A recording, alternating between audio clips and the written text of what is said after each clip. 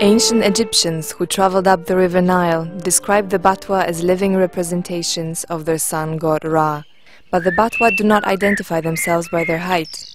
They are Batwa because they come from the forest and call it their home.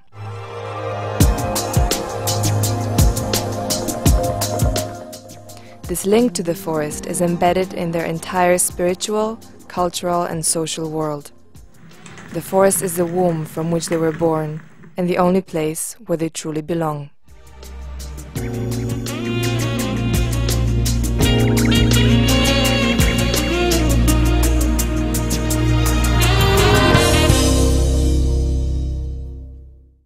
Until recently, the Batwa existed in this primeval forest, much as they have for the last several millenniums.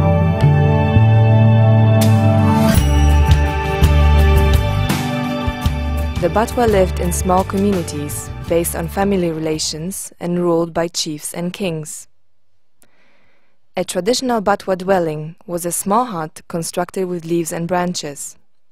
Alternatively, Batwa would find shelter from wind and rain in caves and under fallen tree logs, or build makeshift houses from bending several small trees together and tying them at the top.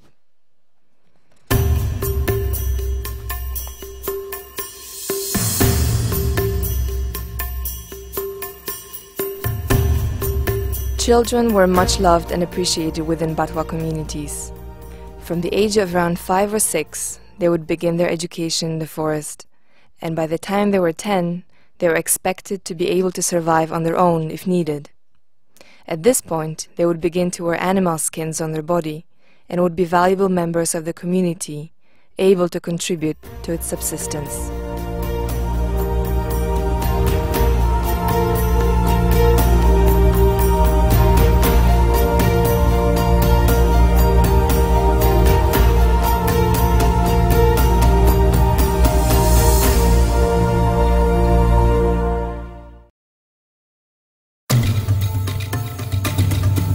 Batwa survived by hunting small and large game, using poison-tipped arrows, spears or traps, and gathering various plants and fruit that the forest naturally supplies.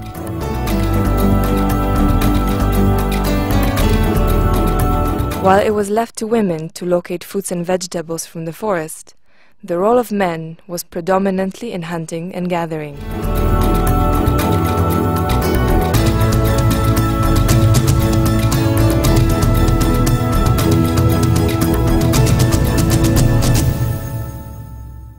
Before the Batwa ventured out, they would always say a prayer to the revered god of the forest, Biheko, asking for his blessings and protection.